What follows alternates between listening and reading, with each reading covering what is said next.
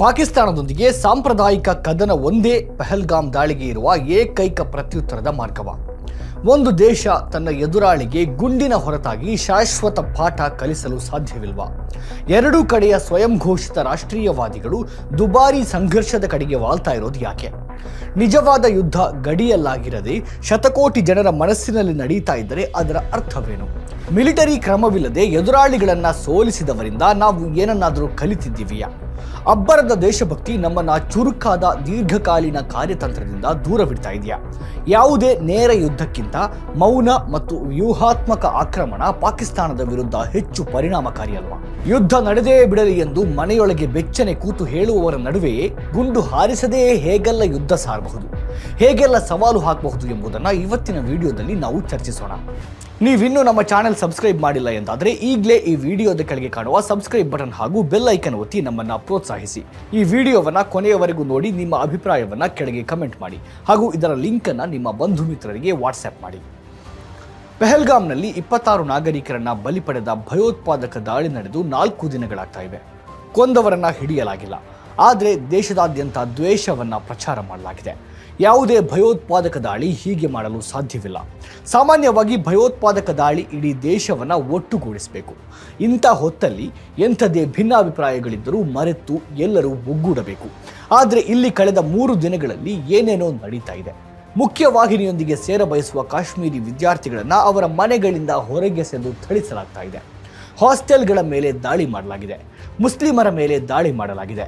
ಕಾರಣವೆಂದರೆ ನಿಮ್ಮ ಧರ್ಮ ಯಾವುದು ಎಂದು ಕೇಳಿ ಭಯೋತ್ಪಾದಕರು ಕೊಂದರು ಎಂಬುದು. ಭಯೋತ್ಪಾದಕರು ಬಯಸಿದ್ದು ಕೂಡ ಈ ವಿಭಜನೆಯನ್ನೇ. ಕಾಶ್ಮೀರ ಬಹಿಷ್ಕಾರ ಚಳವಳಿಯನ್ನು ಪ್ರಾರಂಭಿಸಲಾಗಿದೆ. ನಮ್ಮ ದ್ವೇಷವನ್ನು ಸಮರ್ಥಿಸಿಕೊಳ್ಳಲು ನಾವು ಭಯೋತ್ಪಾದಕರು ಏನು ಬಯಸಿದ್ರೋ ಅದನ್ನೇ ಮಾಡ್ತಾ ಇದ್ದೇವೆ. ಈ ಅರ್ಥದಲ್ಲಿ ನಾವು ಅವರ ಏಜೆಂಟರಾಗಿದ್ದೇವೆ. ಹಿಂದೂ ಮುಸ್ಲಿಂ ಎಂಬುದನ್ನು ಮರೆತು ಬಿಡಿ, ನಾವು ಏನು ಮಾಡ್ತಾ ಇದ್ದೇವೆ ಎಂದು ನೀರಜ್ ಚೋಪ್ರಾ ಬರೆದಿದ್ದಾರೆ. ನೀರಜ್ ಚೋಪ್ರಾ ನಮ್ಮ ದೇಶದಲ್ಲಿ ಒಲಿಂಪಿಕ್ ಚಿನ್ನದ ಪದಕ ವಿಜೇತರು. ಅವರ ವಿರುದ್ಧವೇ ಹರಿಹಾಯಲು ಅನೇಕರಿಗೆ ಅವಕಾಶ ಸಿಕ್ಕಿದೆ. ಯಾಕೆಂದರೆ ಪಾಕಿಸ್ತಾನಿ ಕ್ರೀಡಾಪಟುವೊಂದಿಗೆ ಅವರ ಸಂಬಂಧ ಉತ್ತಮವಾಗಿದೆ. ಆದ್ದರಿಂದ ನೀರಜ್ ಚೋಪ್ರಾ ಮೇಲೆ ಮುಗಿಬೀಳಲಾಗ್ತಾ ಇದೆ. ನಾವು ಎಷ್ಟೊಂದು ಕೆಳಮಟ್ಟಕ್ಕೆ ಇಳಿದಿದ್ದೇವೆ ಮತ್ತು ಹಾಗಾಗಿಯೇ ಭಯೋತ್ಪಾದಕರ ಯೋಜನೆ ಯಶಸ್ವಿಯಾಗಿರುವ ಹಾಗಿದೆ. ಭಯೋತ್ಪಾದಕರು ಇಲ್ಲಿಯವರೆಗೆ ಹೇಗೆ ಬಂದರು? 3 ಹಂತದ ಭದ್ರತೆ ಎಲ್ಲಿ ವಿಫಲವಾಯಿತು ಎಂಬ ಪ್ರಶ್ನೆಗಳನ್ನು ಕೇಳ್ತಾ ಇಲ್ಲ. ಆದರೆ ಕಾಶ್ಮೀರಿ ವಿದ್ಯಾರ್ಥಿಗಳು ಮತ್ತು ಮುಸ್ಲಿಮರಿಗೆ ಪ್ರಶ್ನೆಗಳನ್ನು ಕೇಳಲಾಗ್ತಾ ಇದೆ. ಹಿಂದೆ ಭಯೋತ್ಪಾದಕ ದಾಳಿಯ ನಂತರ ಸಾಮಾನ್ಯವಾಗಿ ಕೇಳಲಾಗ್ತಾ ಇದ್ದ ಪ್ರಶ್ನೆಗಳನ್ನು ಈಗ ಸರ್ಕಾರಕ್ಕೆ ನಾವು ಕೇಳ್ತಾ ಇಲ್ಲ. ದಾಳಿ ಹೇಗೆ ಸಂಭವಿಸಿತು ಮತ್ತು ಪಾಕಿಸ್ತಾನಕ್ಕೆ ದೀರ್ಘಾವಧಿಯ ಪಾಠವನ್ನು ಹೇಗೆ ಕಲಿಸುವುದು ಎಂಬುದರ ಕುರಿತು ಯೋಚಿಸಬೇಕಾಗಿರುವ ಸಮಯ ಇದು. ಸಮಸ್ಯೆ ಏನಂದ್ರೆ, ನಮ್ಮ ಸರ್ಕಾರವನ್ನು ಸಮರ್ಥಿಸಿಕೊಳ್ಳುವುದು ರಾಷ್ಟ್ರೀಯತೆ ಅಂತ ನಾವು ಭಾವಿಸ್ತೇವೆ. ಆದರೆ ಸರ್ಕಾರವನ್ನು ಪ್ರಶ್ನಿಸಬೇಕಲ್ವಾ? ಈ ದಾಳಿ ಹೇಗೆ ಮೊದಲು ಸಂಭವಿಸಿತು ಎಂದು ನಾವು ನಮ್ಮ ಸರ್ಕಾರವನ್ನು ಪ್ರಶ್ನಿಸಬೇಕಲ್ವಾ? ಹಾಗೆಯೇ ಪಾಕಿಸ್ತಾನವನ್ನು ರಕ್ಷಿಸಲು ಪ್ರಯತ್ನಿಸ್ತಾ ಇರುವವರು ಕೂಡ ಲಷ್ಕರ್ ಎ ತೊಯ್ಬಾ ಅವರ ನೆಲದಲ್ಲಿದೆ ಎಂದು ಸಮರ್ಥಿಸಿಕೊಳ್ಳಲು ಸಾಧ್ಯವಿಲ್ಲ. ಜನರಲ್ ಮುನೀರ್ 1 ವಾರದ ಹಿಂದೆ ಕಾಶ್ಮೀರ ಪಾಕಿಸ್ತಾನದ ಕಂಠನಾಳ ಅಂತ ಹೇಳಿದರು. ಆದರೆ ದೇಹದ ಉಳಿದ ಭಾಗವೇ ಶಿಥಿಲಾವಸ್ಥೆಯಲ್ಲಿದೆ. ಇನ್ನು ಇಲ್ಲಿ ಸರ್ಕಾರ ತನಗೆ ಮಾಹಿತಿಯೇ ಇರಲಿಲ್ಲ, ಆ ಪ್ರದೇಶವನ್ನು ಮುಚ್ಚಲಾಗಿತ್ತು, ಆದರೆ ಸ್ಥಳೀಯ ಆಡಳಿತ ಅದನ್ನು ತೆರೆಯಿತು ಅಂತ ಇದೆ. ಅಂದರೆ ಅಮಿತ್ ಶಾ ತಪ್ಪಿಲ್ಲ, ಗೃಹ ಸಚಿವಾಲಯದ ತಪ್ಪಿಲ್ಲ, ಇದೆಲ್ಲವನ್ನು ಉಮರ್ ಅಬ್ದುಲ್ಲಾ ಮತ್ತು ಸ್ಥಳೀಯ ಜನರೇ ಮಾಡಿರಬೇಕು ಎನ್ನುವಂತಾಗಿದೆ. ಈಗ ಮುಂದೇನು? ಯುದ್ಧ ನಡೀತದೆಯಾ? ಕ್ಷಿಪಣಿಗಳು, F-16ಗಳು, ಮಿರಾಜ್ ಕ್ಲಸ್ಟರ್ ಬಾಂಬ್ಗಳನ್ನು ಹಾಕಲಾಗ್ತದೆಯಾ? ಅಥವಾ ಚೀನಾ ಅಮೆರಿಕವನ್ನು ನಿಭಾಯಿಸಿದ ರೀತಿಯ ಬೇರೆ ಮಾರ್ಗವಿದೆಯಾ? ಗುಂಡುಗಳಿಂದ ಅಥವಾ ಹಣದ ಬಲದಿಂದ ಯುದ್ಧವನ್ನು ಎದುರಿಸಬಹುದಾ? ಪಾಕಿಸ್ತಾನದ ವಿರುದ್ಧ ಪ್ರತೀಕಾರವಾಗಿ ಸಿಂಧೂ ಜಲ ಒಪ್ಪಂದದ ಅಮಾನತು ಸಾಕಷ್ಟು ವಿವಾದಾತ್ಮಕವಾಗಿದೆ. ಮೊದಲು ಇದು ಮಾಸ್ಟರ್ ಸ್ಟ್ರೋಕ್ ಎಂಬಂತೆ ಕಾಣಿಸಿತ್ತು, ಆದರೆ ನಂತರ ಅದು ಮಾಸ್ಟರ್ ಸ್ಟ್ರೋಕ್ ಅಲ್ಲ ಅಂತ ಅರ್ಥವಾಯಿತು. ಯಾಕೆಂದರೆ ನೀರನ್ನು ಅಷ್ಟು ಸುಲಭವಾಗಿ ನಿಲ್ಲಿಸಲು ಸಾಧ್ಯವಿಲ್ಲ. ಭೌಗೋಳಿಕತೆ ವಿಷಯ ಮಾತ್ರವಲ್ಲ, ಅಂತಾರಾಷ್ಟ್ರೀಯ ರಾಜಕೀಯವೂ ಇದೆ, ಮಾನವೀಯ ಕೋನವೂ ಇದೆ. ಅದಾದ ನಂತರ ವೀಸಾ ವಿನಾಯಿತಿ ರದ್ದು, ಪಾಕಿಸ್ತಾನಿ ನಾಗರಿಕರನ್ನು ವಾಪಸ್ ಕಳುಹಿಸುವುದು, ರಾಜತಾಂತ್ರಿಕ ಸಂಬಂಧಗಳನ್ನು ಕಡಿತ ಮಾಡುವುದು ದೊಡ್ಡ ಪರಿಣಾಮ ಬೀರದಿರಬಹುದು. ಪಾಕಿಸ್ತಾನದ ನೀರನ್ನು ನಿಷೇಧಿಸಿದರೆ ಅಥವಾ ಬೇರೆಡೆಗೆ ತಿರುಗಿಸಿದರೆ ಪಾಕಿಸ್ತಾನ ಭಾರತದ ಮೇಲೆ ದಾಳಿ ಮಾಡಬಹುದು. ಇದು ಯುದ್ಧದ ಕ್ರಿಯೆಗೆ ಸಮಾನವಾಗಿರುತ್ತೆ. 24 ಕೋಟಿ ಜನರ ನೀರಿನ ಅಗತ್ಯವನ್ನು ನೀವು ತಡೆಯಲು ಸಾಧ್ಯವಿಲ್ಲ. ಅವರು ನದಿ ಮೇಲ್ಭಾಗದವರು ಮತ್ತು ನಾವು ನದಿಯ ಕೆಳಭಾಗದವರು. ನಮ್ಮ ನೀರಿನ ಮೇಲೆ ಯಾವುದೇ ರೀತಿಯ ಅತಿಕ್ರಮಣ, ಅಮಾನತು ಅಥವಾ ನಿರ್ಬಂಧ ಸ್ವೀಕಾರಾರ್ಹವಲ್ಲ ಅಂತ ಪಾಕಿಸ್ತಾನ ಹೇಳಿದೆ. ಪಾಕಿಸ್ತಾನ ಯುದ್ಧ ಘೋಷಿಸ್ತದೆಯೋ ಇಲ್ಲವೋ ಬೇರೆ ಮಾತು, ನಮ್ಮ ಪಡೆಗಳು ಅದನ್ನು ನಿಭಾಯಿಸಬಲ್ಲವು. ಆದರೆ ನೀರು ನಿಲ್ಲಿಸುವುದು ವಾಸ್ತವದಲ್ಲಿ ಅಷ್ಟು ಸುಲಭವಲ್ಲ. ಅದಕ್ಕಾಗಿ ಸಂಪೂರ್ಣ ಅಣೆಕಟ್ಟನ್ನು ನಿರ್ಮಿಸಬೇಕಾಗತ್ತೆ. ಅದು ಈಗ ಹೊಂದಿರುವ ಮಾನವೀಯತೆ, ಸಹಾನುಭೂತಿ, ಅಂತಾರಾಷ್ಟ್ರೀಯ ಬೆಂಬಲದ ಮೇಲೆ ಪರಿಣಾಮ ಬೀರಬಹುದು. ನಮ್ಮ ರಣತಂತ್ರ ನಾಗರಿಕರನ್ನ ಗುರಿ ಮಾಡುವುದಕ್ಕಿಂತ ಹೆಚ್ಚಾಗಿ ಪಾಕಿಸ್ತಾನ ಸರ್ಕಾರದ ಮೇಲೆ ಹೆಚ್ಚು ಪರಿಣಾಮ ಬೀರುವಂತಿರಬೇಕು.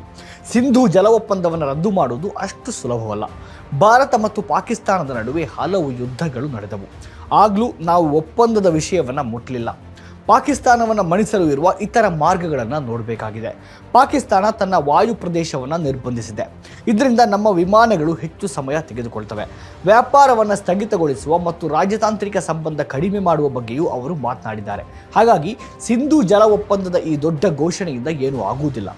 ಹಾಗಾದರೆ ನಾವು ಏನು ಮಾಡಬಹುದು? ಮತ್ತೊಂದೆಡೆ ಸಾಮಾಜಿಕ ಮಾಧ್ಯಮದಲ್ಲಿ ಯುದ್ಧ ನಡೀತಾ ಇದೆ. ಮಾಜಿ ಜನರಲ್ಗಳು ಮತ್ತು ಪೈಲಟ್ಗಳು ಪಾಕಿಸ್ತಾನವನ್ನು ನಕ್ಷೆಯಿಂದ ತೆಗೆದುಹಾಕಿ ಅಂತ ಹೇಳ್ತಾ ಇದ್ದಾರೆ. ಸಾಮಾಜಿಕ ಮಾಧ್ಯಮದಲ್ಲಿ ಇಂತಹ ಬಾಲಿಶ ಕೃತ್ಯಗಳು ನಡೀತಾ ಇವೆ. ಸಾಮಾಜಿಕ ಮಾಧ್ಯಮದಲ್ಲಿನ ಅಬ್ಬರಗಳನ್ನು ನೋಡಿದರೆ ಯುದ್ಧ ಈಗಾಗಲೇ ಪ್ರಾರಂಭವಾಗಿದೆ ಎನ್ನುವಂತಿದೆ. ಅದಕ್ಕಾಗಿಯೇ ಯುದ್ಧವನ್ನು ಹೇಗೆ ಮಾಡಬಹುದು ಎಂಬುದನ್ನು ಚೀನಾದಿಂದ ಕಲಿಯಬೇಕಾಗಿದೆ. ಚೀನಾ ಒಂದೇ ಒಂದು ಗುಂಡು ಹಾರಿಸದೆ ಅಮೆರಿಕದೊಂದಿಗೆ ಯುದ್ಧ ಮಾಡ್ತಾ ಇದೆ ಮತ್ತು ಗೆಲ್ತಾ ಇದೆ. ಯಾಕೆಂದರೆ ಚೀನಾ ತನ್ನ ಆರ್ಥಿಕ ಶಕ್ತಿಯನ್ನು ಬಳಸಿಕೊಂಡು ಅಮೆರಿಕದ ಅಹಂಕಾರವನ್ನು ಮುರಿಯುತ್ತಾ ಇದೆ. ಪಾಕಿಸ್ತಾನದೊಂದಿಗೆ ನಾವು ಅದೇ ರೀತಿ ಮಾಡಬಹುದಾ? ಇದನ್ನು ಅರ್ಥ ಮಾಡಿಕೊಳ್ಳಲು ಭಾರತದೊಂದಿಗೆ ಪಾಕಿಸ್ತಾನದ ಸಮಸ್ಯೆಯ ಬಗ್ಗೆ ಅರ್ಥ ಮಾಡಿಕೊಳ್ಬೇಕು. ಕಾಶ್ಮೀರ ಮಾತ್ರ ಸಮಸ್ಯೆ ಎಂದು ಅನೇಕ ಜನರು ಭಾವಿಸ್ತಾರೆ. ಪಾಕಿಸ್ತಾನದ ಸಮಸ್ಯೆ ಕಾಶ್ಮೀರವಲ್ಲ. ಕಾಶ್ಮೀರ ಸಮಸ್ಯೆ ಬಗೆಹರಿದರೂ ಕನಿಷ್ಠ ಪಕ್ಷ ಪಾಕಿಸ್ತಾನದ ಗಣ್ಯರಿಗೆ, ಸೈನ್ಯಕ್ಕೆ, ISIಗೆ ಅದು ಬಗೆಹರಿಯುವುದಿಲ್ಲ. ಕಾಶ್ಮೀರ ಶಾಂತಿಯುತ ಮತ್ತು ಸಮೃದ್ಧವಾಗಿರುವುದನ್ನು ಅವರು ಎಂದಿಗೂ ಸಹಿಸುವುದಿಲ್ಲ. ಪ್ರವಾಸಿಗರನ್ನು ಕೊಂದಿರುವುದು ಕಾಕತಾಳೀಯವಲ್ಲ, ಅದು ಚೆನ್ನಾಗಿ ಯೋಜಿಸಲಾದ ಕ್ರಮ. ಪ್ರವಾಸೋದ್ಯಮ ಅಲ್ಲಿನ ಎರಡನೇ ದೊಡ್ಡ ಆದಾಯ ಮೂಲವಾಗಿದೆ.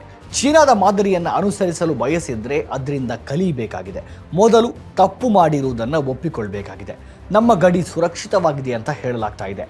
BSFನ ಸೈನಿಕ ಆಕಸ್ಮಿಕವಾಗಿ ಪಾಕಿಸ್ತಾನಕ್ಕೆ ದಾಟಿದ್ದಾನೆ. ನಮ್ಮ ಸೈನಿಕ ಪಾಕಿಸ್ತಾನಕ್ಕೆ ಹೋಗಿದ್ದಾನೆ ಮತ್ತು ಪಾಕ್ ವ್ಯಕ್ತಿ ಇಲ್ಲಿಗೆ ಬರ್ತಾನೆ ಎಂದು ನಮಗೆ ತಿಳಿದಿಲ್ಲ. ಈಗ ಭಯೋತ್ಪಾದಕ ದಾಳಿಯ ನಂತರ ಪಾಕಿಸ್ತಾನದ ಮೇಲೆ ಕಣ್ಣಿಟ್ಟು ವಿಶೇಷ ಪತ್ತೆದಾರಿ ಉಪಗ್ರಹದ ಉಡಾವಣೆಯ ಬಗ್ಗೆ ಜೋರಾಗಿ ಹೇಳಲಾಗ್ತಾ ಇದೆ.